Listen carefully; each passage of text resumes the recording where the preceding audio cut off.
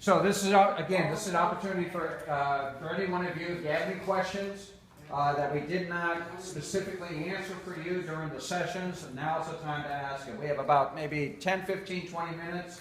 We'll field the questions, so just raise your hand. Is there anything that anybody has? No?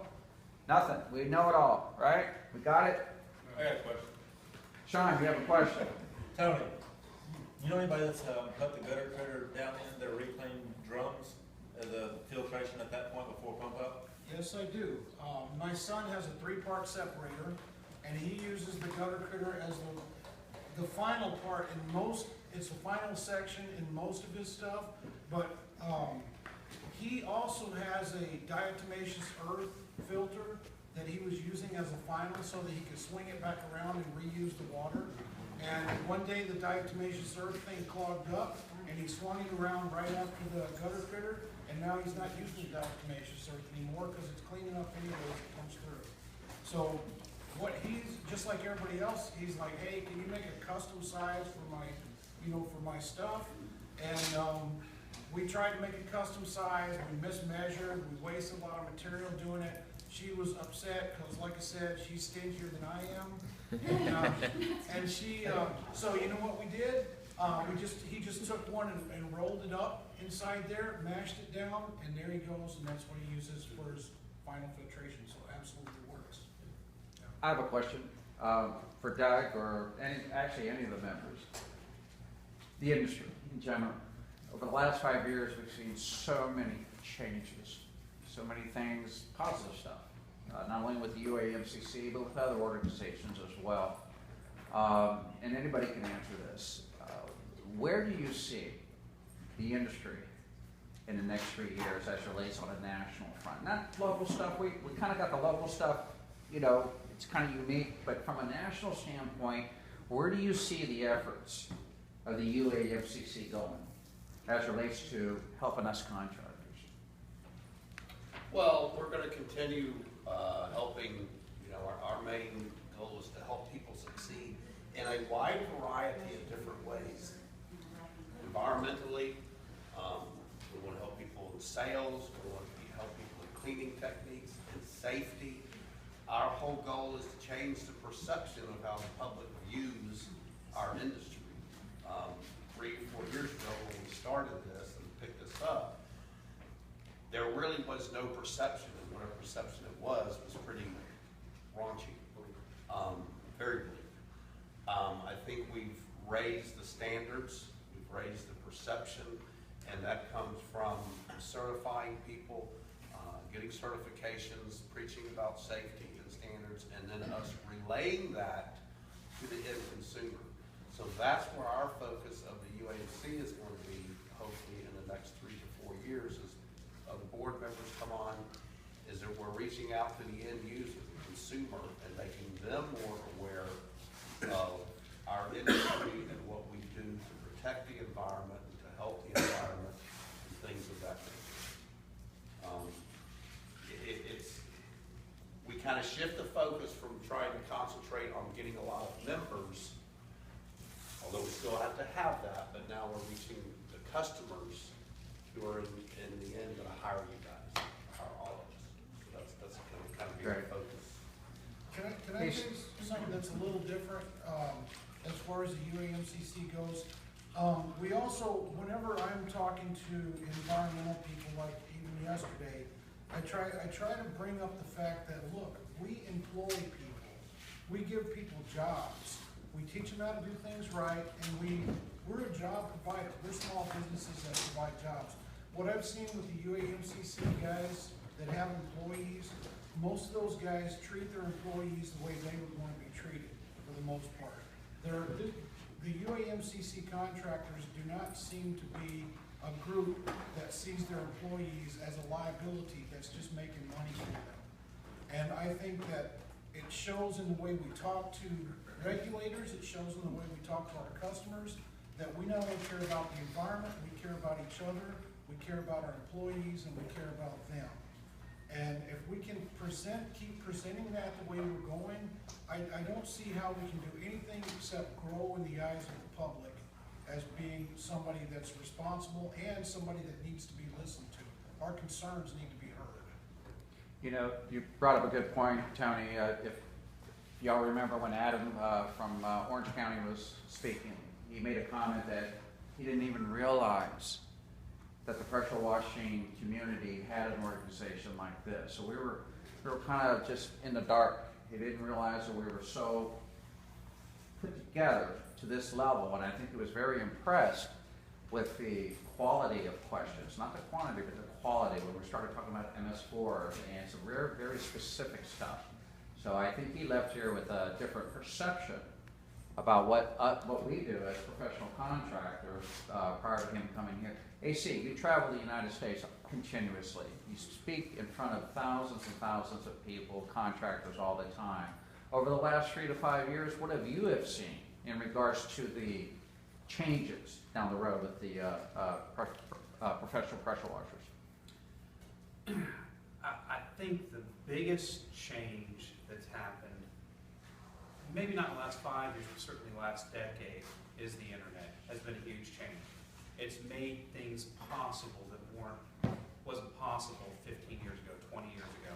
So us creating this community and us being able to come together and utilize each other's resources to move things along quicker and further and with more power than we could individually has probably been the biggest change that's happened. Okay.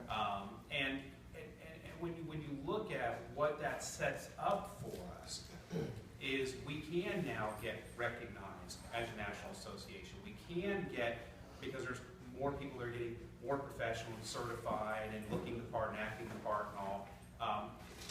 In a gross number, people are going to start taking us more seriously. But the biggest thing we've got to focus on, in my mind, with the association, and the association's probably the biggest thing that's happened in the last 5 years, really, is the UAMCC removing the obstacles to us having successful business. Wonderful. And that is like the one-line mission statement of the UAMCC, is obliterating the obstacles so that we can have successful businesses. Wonderful.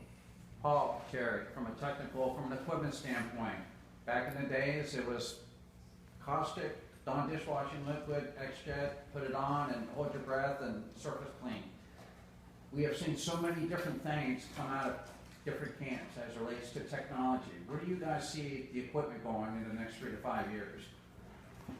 You're starting to see a little more specialized equipment to applications. You're seeing things being streamlined, simplified. Overall, technology hasn't changed too much as far as the pump, pump designs, maybe a little better material qualities. They've done a few things as far as a little bit of redesign to remove excess material to kind of keep costs down, but without changing structural aspects of pumps, adding things as they learn a little better manufacturing processes.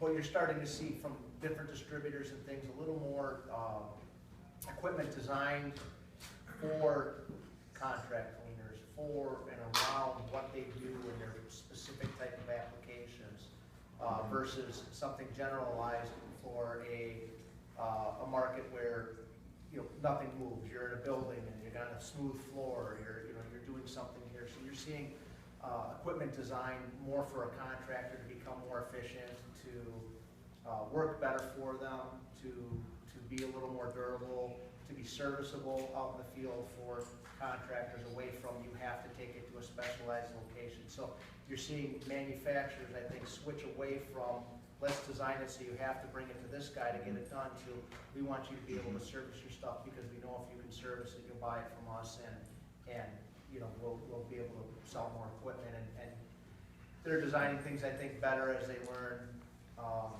applications and things like that so they hold up. From a manufacturer standpoint, I think the manufacturers themselves are being a lot more responsive to feedback. 5 years ago, you call a manufacturer and tell them, well, this thing isn't working, and it's a problem, and they're telling you, yeah, what do you know? You're just some contractor, you don't know anything. Mm-hmm. And now you're seeing a kind of a change in the mentality of manufacturers to start listening to what either the distributors are saying or what the end users are saying manufacturers are starting to be more involved with end users now than they ever were in the past. Okay. I see that's one of the biggest changes. And I would stem this back to probably about 5 years ago in Charleston, when CETA was having a show and UAMCC was involved with the show. Right, I remember that. Where they actually had an opportunity to meet with some end users, and the feedback that I kept hearing from the manufacturers, we never thought of that. We've never heard anybody say that, because their distributors weren't giving them that feedback, because when the contractor was distributors, local guy, you don't know what you're talking about. You know, we'll just sell you a new part. You know, we'll just get this, and they never carried that back. So you've seen design changes and improvements in Right. quality for that. There's two dynamics here. One of them is that CETA has not allowed the communication to occur with contract cleaners, and so the opportunity that's come with the UAMCC has been primarily that you guys can communicate with the manufacturers now. The manufacturers that are paying attention to you. I mean, we're doing it. What we've been able to get in the feedback has heavily influenced the details that we're able to pack into what the equipment ends up at, Okay. on your trailer or your truck. I mean, Wonderful. It's paramount that we get you these details, and you get us the details. I can tell you for the stuff that I make, 100% of it has to do with the feedback that we get from the contractors. It says, does you no good to make something that nobody wants to buy? So, Okay. you know. Wonderful. Right. I appreciate, Ron was just Ron, trying you to had a motion question to or someone, comment? but. No, I just remember, I don't know if That's you fine. remember my talk to CETA Yeah. about not changing the equipment in 25 years. Yeah. It's the same generator that I ordered 25 years ago, Right. came to my door, and then next year they came out with a waterproof generator. Yep, and I can trace it back to about 5 years ago, at that one particular show where there was a complete flip in the mentality. I can tell you, General Pump, I talked to them, they were just floored by feedback they got. Mossmatic, who normally at the time was like, nobody can tell us anything. They've really changed their attitude, they're listening a lot to that. Those are two particular ones, a couple of different manufacturers, Pressure Pro, and a few other ones that said, maybe we should start listening to these guys that are buying it and using it all the time, not just the guy that uses it once a month, the guys that are making a living with the equipment. So we've seen from a manufacturing standpoint, and the vendors and the suppliers that we deal with are being very responsive to feedback from us. Right. I mean, we've had products pulled from shelves that we called them up and said, we were having a little small issue with this. Oh, we found it. We pulled them off, we fixed it. We're getting them back in the line here. Call your customer and tell them this product is, we're going to replace it. Before I field the next question, us contractors, you just heard just basically a cross-section of the trends, the principles behind the UAMCC, the vision, where it's going, the goals and objectives, the first-hand experience from AC, traveling around the country, listening to what contractors are putting out. You heard from distributors that create machines, not just stock stuff. They're building unique things for a specific service. And how do you stay with this trend and getting involved with the organization? Being part of the UAMCC Facebook page is a great, great resource.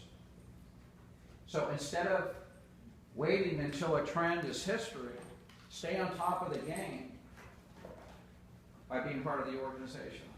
So what's happening in the industry, whether it be from an environmental standpoint, the goals and objectives of the organization, equipment, chemicals, soaps, training, etc. If you want to stay ahead of the curve, I would suggest getting involved. Peeking at that Facebook page, engaging with the president of the organization, Doug Rucker, Ron Musgraves, or any one of the board of directors. It's a tight network. Very, very tight. And they're gonna tell you what's really going on. This may not be good news, but they're gonna tell you the truth. And you can't put a price tag on that. You had a question? Yeah, I was just gonna say, each one of you, 30 seconds or less. I got my son's here. What kind of advice would you give them, each one of you, to where, what would you do different now if you were then, if you, what you know now? How would you approach this industry? Well, Is there something that you have done? back when I started, I mean, there was no internet, there was no, none of this. You learn by making mistakes. Oh, that didn't work. Let me go get a gallon of paint, come back and throw this up. So my advice would be is to get involved in an organization like this and immerse yourself in the people that are here. Find you 3 or 4 mentors, guys that you trust and can rely on that will be there when you have questions. Research on the Facebook group, our UAMCC Facebook group, as well as our forum. And just learn as much as you can, but take it and don't try to overload your brain and try to fry it, with too much information. But, it wasn't until I started hanging with this guy and Tony and Scott Stone, who were 3 of my mentors that I could call, text at any point in time. Sorry, that noise. I train of thought. But anyway, find you some mentors and some guys, some people that can help you and get immersed into the organization. Tony? I'd go even further than saying finding mentors. I would say find what section, what type of power washing you like to do and you want to go for, and find the guy who does that and makes a lot of money doing it, and use that person as a resource. Copy what they do. Of course, you always want to try to increase, you always want to try to, do something better than your predecessor, better than somebody else, but those guys have already laid the foundation. So follow those guys. And the second thing is, if you come across anybody, no matter whether they're in the industry, whether they're in this organization, any organization, if you find somebody that does you wrong, slough that off and go on to the next person, and don't just live and learn. Okay, once you've done that, because you're going to find people that'll in all industries, you're going to find people who aren't perfect. Maybe they make a wrong decision and you feel like you've been wronged or something. Slough it off, go on to the next person, don't let that bother you. If I was younger, that's the kind of advice that I would have needed at a younger age. I would expand on that, and I would say, find your niche, become the expert in your niche. Understand it in and out, because when you understand it in and out, it's easy to talk about. It's easy to Don't be a carry serial on entrepreneur. conversation. Find your niche and focus on your niche. Don't try to be everything to everybody. It's very hard to do, next to impossible. Master of all things, expert of none. And focus on being organized and develop your systems. Write down your systems, develop your systems and your procedures, because once you have that down, it's really easy to do, and you can take just about anybody and plug them in there. If they can follow a checklist to be able to do it makes it a lot easier to find and train employees. Organization and training. We had a question over here? No, he's gonna answer a question. Stand up and introduce yourself. Go for it. I'm Chris, and I had the pleasure of talking with you guys. And on that note, Ron came over because I expressed the same thing to you guys, my frustration with my business to Ron this morning. And it was cool to hear him kind of confirm what I think I already knew is we've tried for 9 years in my company to experiment. And I think I look up to a lot of you guys on the boards and everything else where it makes me kind of like, ooh, maybe I'll try this next month. And then before you know it, I think it's almost been a detriment to me because I haven't been focused and streamlined in my own business model where it's like, this is what we're good at, stick to the plan, and say no to the distractions, as fun as entertaining as they may be. And I think I admire that about you guys sitting with you at lunch. It seems like you guys, you have that going for you, so good for you. Wonderful. Hey, I want to, before we close up, I want to thank each and every one of you for attending. Thank you for allowing me to be in front of you for the last 2 days, yipping and yapping. Hope I didn't bore you. I want to thank all the speakers, the expert the expert panels. Ron for putting this together. Ron. I want to say something real quick that Carlos touched on yesterday, that Adam mentioned, that he was unaware that there was an organization like this. And I want to say a big thanks to Jerry, Scott Stone, and really specifically to Tony Shelton, because it's because of those guys that have the last 3 or 4 years really taken on this environmental sector of our business and have made it better known and publicized it. There was a lot of people out there that were giving not just misinformation, just totally wrong information and misguiding people on what needed to be done. And I can remember this guy for years posting on Pressure Washing Institute the common sense, logical ways, and also seeing in some of his posts and almost just ready to give up because it seemed like nobody was listening. And so I thank you for all the time and all the effort and all the Let me tell you one more thing. Adam may not have known us, but we knew Adam's boss. And Ron and I went to see Adam's boss 1.5 years ago. So his boss knows us, he may not know us, but we've had a relationship with those guys for quite a long time. And here's one of the real important things. None of this stuff becomes important sometimes to people until something happens like what happened to me. And I had no place to go to. I called a different organization and asked for help. What do I do? I've been ticketed for illegal discharge in an MS4. What do I do? Well, you'll need to sign up with us. Well, how much is that? $300-something. Well, what kind of help can you give me? Well, we can't tell you that until you sign up. Okay. Show me the money. It was then that I went on to the boards and found this man and made multiple trips on his own dime to come and help me in Houston with my specific problem. And not only just me, but all the other pressure washers that were going through the same thing. So that's huge, and don't take the environmental stuff lightly and think it'll never happen to me, because it can. So. Good deal. Hey, on that note, everybody wonders, how do we pull this off? How do we do this for free? Does anyone ever wonder that? Because none of it is driven by your membership dues up to this point. Does anybody realize that? Your membership fee that contributors pay, has not one penny has been spent on any education thus far. Now, I'm not going to promise you that's not going to be the case next year, because we don't know, because we're growing so quickly.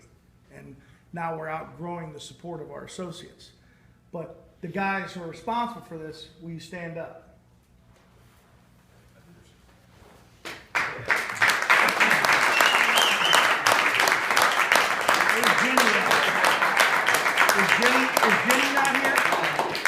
Is Jenny not here? Who? Jenny, she's not here? She was just Okay. a moment ago. Anyway, that's JRC, and they support us too. So what happens is these are associate membership, and they pay for these shows. They paid for this show.